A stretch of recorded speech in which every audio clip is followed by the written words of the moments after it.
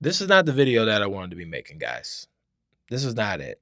4-0. Crazy. PSG smacked the hell out of us on national TV. The whole world was watching this match, and we got humiliated in a statement game. We didn't show up. This was semifinal, FIFA Club World Cup final, next stage on the line. Get to go up against the big dogs. Like, this was a litmus test, and we failed miserably. And I don't even know where to start. I don't. But I do know this. If anyone thought this team was ready for prime time, this match proved otherwise. It really did. Let's just talk about what the hell happened. Look, let's just start with the lineups, okay? Let's just start there. I can't. I had to start here because this is where it all fell apart. Xabi Alonso didn't exactly have a lot of cards to play here. You had Trent getting some kind of knock. He's out. Dean was suspended, although I don't think it would have made a difference in that game. And he moved Valverde to right back, which when I saw that, I just like, there's just no way. There is absolutely no way.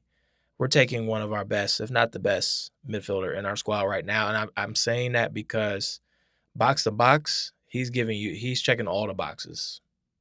That was a lot of boxes right there, but he checks all the boxes. Gets an attack, he can defend, he makes things happen, has a high motor, leader by example. And we take him out the midfield against PSG with their midfield, doomsday. I didn't want to see Valverde at right back. I thought we were done with that. So I can't blame him for that, but I would have tried something different. We needed Valverde in the midfield. We just needed that to happen. So he was tasked to play right back and save Asencio on that right side. That's a tall order. And then, I've been big up in my Spanish Patrick Swayze, aka Fran Garcia. He's been having some great games in this tournament. I called out that, this would be his first real test going up against world-class competition here. I'd like to see how he'd do.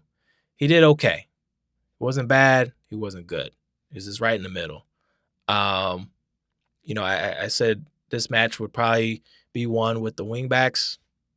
Hakimi to assist. Nuno Mendes getting some shots off, cooking. And they beat us heavily. I mean, we didn't have a chance with Valverde out there playing right back, setting up in a 4-3-3. It was just never going to happen. So I knew the wingbacks were going to be a huge factor in this match, and PSG had the best ones on the day. And then up top, I wanted to see Mbappe and Gonzalo. That's it. I was okay with having to sit Vinny, and I'm just a fan. I wouldn't have to deal with the ramifications. Xavi would have had to deal with those. Vinny would have been upset. Probably would have turned into a media thing. Whatever. But why would you take Gonzalo out of his center forward position where he's been cooking all tournament? Put him all the way out to right. He doesn't do that. He doesn't play out wide and on the right. We did this with Arda Güler. Doesn't work. Stop doing that. And then Mbappe and Vinny. These guys just have ego tripping going on right now or something. Like, these guys just cannot play together. And I hate to say that, but it's looking that way. I wanted it to work, but it's not working. It's not working. It's just not. So once that lineup came out, I was just like, it's already over. It's already over. And we saw that in the first 10 minutes. The lineup was cooked. So, look, I say that. I'm not blaming Xavi. His hand was forced. He had to do what he had to do. But returning to a 4-3-3 after the 3-5-2 has been cooking in this tournament, the players were getting comfortable with it. Why would you switch from that? It blew up in your face immediately. Um, and Mbappe and Vinny just were playing like they couldn't care less as far as pressing. And what really irks me is that Dembele used to get the same kind of flack that we're giving Vinny and Mbappe. Remember this dude at Barcelona? The fans was going in on him. Management said he spent too much time playing video games. He was lazy. Da da da da da. Look at him now. Now he was a younger player. He's a little bit older. He's still young, but he's older now. This guy is pressing. Luis Enrique is doing what Enrique tried to implement in Mbappe. Y'all remember that video of him and Mbappe sitting in the film room and he's talking about Michael Jordan demanded stuff from his players. Mbappe's just looking there like, what are you talking about, my guy? I'm leaving in the next 5 minutes. That's happening with Dembele. That's happening with the whole team. So I got to give Luis Enrique his flowers. Now, I'm not comparing Enrique to Xavi right now. Enrique has had a lot of time to get this team built up, and he's done an amazing job. And they're the best team in the world right now, straight up. Xavi's been with us for a month, but you could see progression happening. But that's what irks me about what I'm seeing from Vinny and Mbappe. Somebody has already tried to tell you that you need to press more, and it's not happening. And if all the players in this Xavi ball system aren't pressing, doesn't matter if 9 are, it's going to fail. And we saw that yesterday. We need everybody to press in order for this to work. Gonzalo Garcia, going into this match, he had the most defensive pressures out of anybody on the team, 155. Jude was second with 136. And we push him out to the right. So, saw the lineup, knew we were going to get cooked. Let's talk about this first half. So, this is really where where everything happened, honestly. We got cooked. I mean, I can go into the details, but we basically just got cooked, got caught with our pants down, whatever you want to say. First 10 minutes, 2-0. Just that quick. Our center backs were sabotaging us. Rüdiger, another mistake. Asencio, another mistake. Rüdiger, I've been saying he's been looking real shaky. Yesterday, it continued. Again, I know the guy had knee surgery and everything like that, but like he's looking real goofy out there, which is incredible to say because at a certain point in time, I thought he was one of the top 5 center backs in the world. Straight up.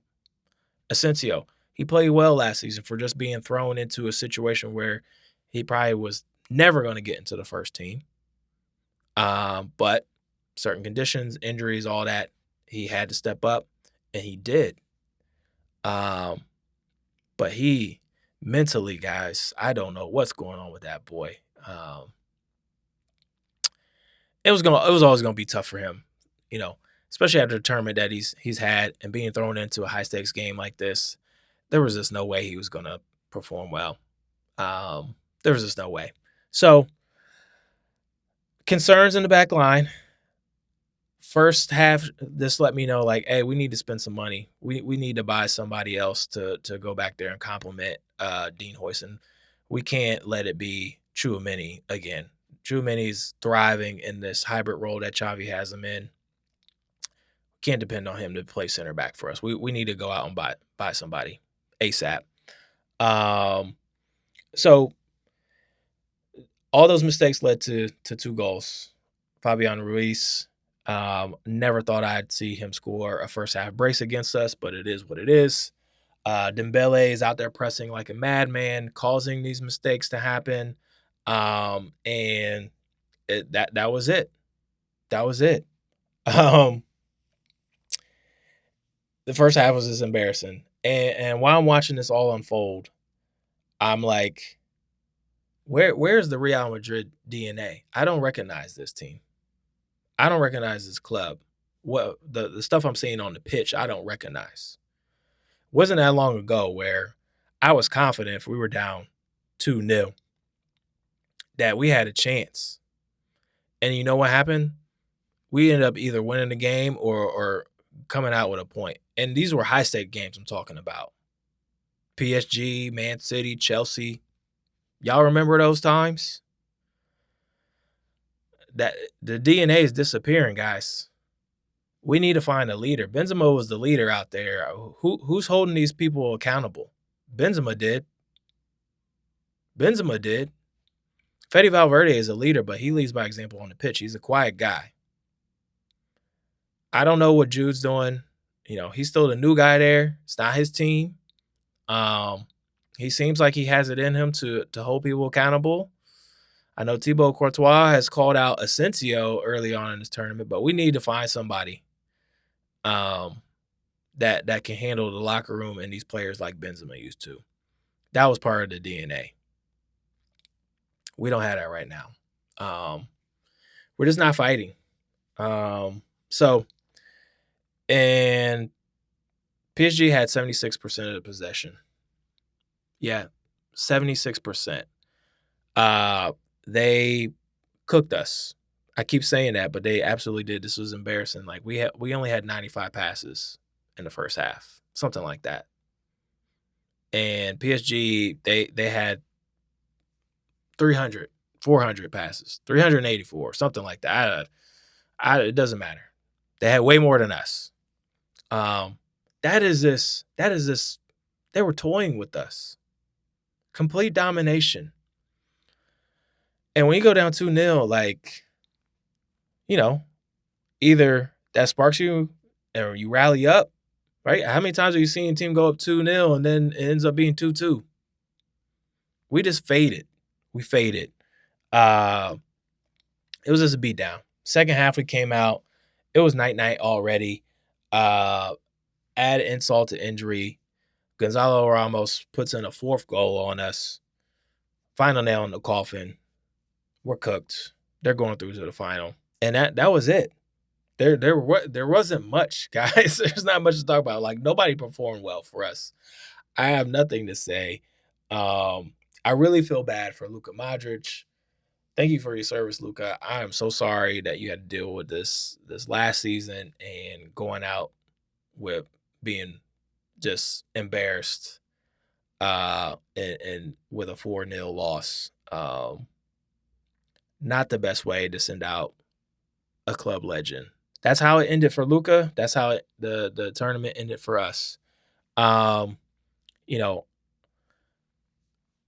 do I have any nice things to say?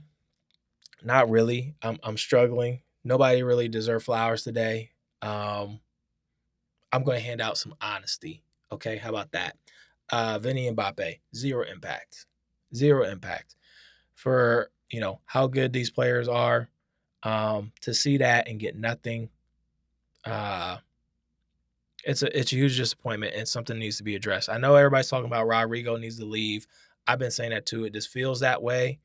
Look, I've also said that Rodrigo is very talented, but, you know, he wasn't being featured because Xavi needs people to press. Rodrigo doesn't do it either. But now we have a whole new dilemma, guys. Can Vinny and Mbappe play together? Gonzalo Garcia, yeah, he's been cooking in this tournament, but he, you know, come season time, he was never going to be inserted into the starting 11 on a regular basis, right? Let's just forget about that. He performed well. He performed really well. So now the dilemma is, if we have to sell somebody, do we sell Rodrigo? Do we sell Vinny? Mbappe's not going anywhere. But we got to find some chemistry up top in this attack because this is ridiculous. And I know Mbappe had a great first season with us. It started off rocky, but Vinny had a terrible season. Rodrigo had a terrible season. Something's got to give. I hate to say it, but and maybe I'm making stuff up in my head, but one of them is out of here. Or they got to figure this out. Because the 3-5-2 was working beautifully. So I don't see us running no 4-3-3, especially after this. No, sir. Can't happen. That's some honesty right there. Rüdiger Asencio, I'm tired of it. Too many mistakes for me. Thank you for your service last season, Asencio. Mentally, bruh, you're just not there to play center back for us. I'm very worried about you. You're still young, but what the hell is going on? Rüdiger, opposite. You're getting older, buddy. Knee injury, I understand, and maybe you're not at fully 100%. I'll give you that. But these mistakes in every game, that's I can't I can't say anything good about you, buddy. So we need to spend some money and get another center back to complement Dean Huijsen ASAP. Fede Valverde playing out of position. He still played. He still played at a high level. Showed more heart than half the squad playing out of position. Like I said, man, he could be the leader. He just seems like he just leads by example, not with words. So he's not going to be the rah rah guy and hold players accountable. Courtois, look, you conceded 4 goals, man, but you made some key saves. This game could have been like 6-0. Appreciate you, man. Best in the world. Like I said, I used to believe this team could do the comeback, and we just looked defeated at 2-0. It was bad, and that's just not Real Madrid for me. That's not the Real Madrid DNA. So, um, I just hope we find that. I trust in Xavi. I really do. I've seen the players get better under him in just a few weeks, a month or so. Not worried about that. And we can't really compare this state of Real Madrid to PSG. Again, I know in my match preview video, I was saying that we could do possibly win 3-2, but I didn't think 4-0. I definitely didn't think that. So I'm disappointed that we just didn't show up. I'm not surprised at the result. I'm surprised at how we played and showed up. That's the worst part. So hopefully we learn from this. But the tactics were just bad. It was a reality check. You just can't run. You can't run the 4-3-3 without any press. You can't even run that 3-5-2 without any press.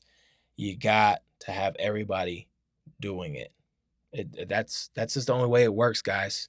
You can't build out the back with defenders that lose the ball under pressure. We saw that. You just they panic every time they get closed down. You saw the panic. Dean Huijsen, for as young as he is, he's just so cool on the ball, man. And we need to find somebody else like that back there. We got to. It's the only way. But look, Xabi Alonso is still figuring this out.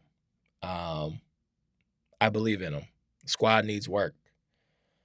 If anything, PSG is what we aspire to be. I don't think we're that far away. We need to address the back line, and we got to figure out what we're going to do up top.